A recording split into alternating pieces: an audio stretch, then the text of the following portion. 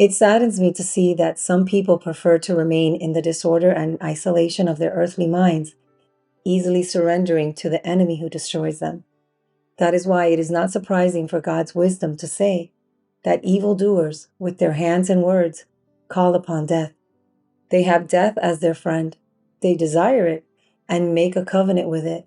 And because of their wickedness, they well deserve to have it as their intimate friend.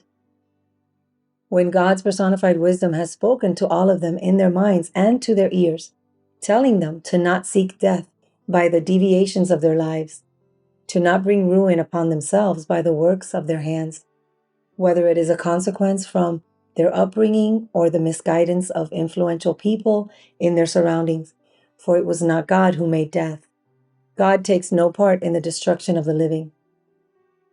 God's wisdom influences you to only do the good that is pleasing in the eyes of God, and to take what you have gone through in life as an example not to repeat, and thus become a better person, so that you stop imitating the bad people who were present in your upbringing and who showed you nothing good, no matter who they were, whether it was your parents, your siblings, relatives, friends, or anyone who was with you at an important time in life, like your childhood.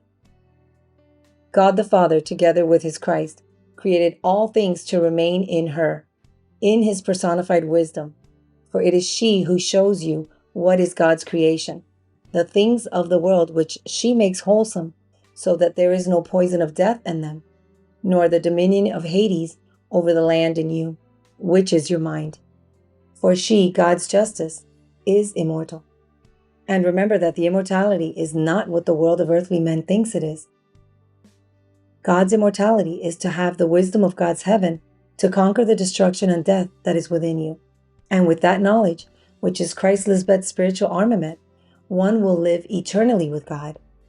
But it is a job you must not give up, so that you don't end up like all the ancestors who died and missed out on enjoying God's promise because they became impatient, lazy, and disobedient to God's holy will and righteousness towards mankind.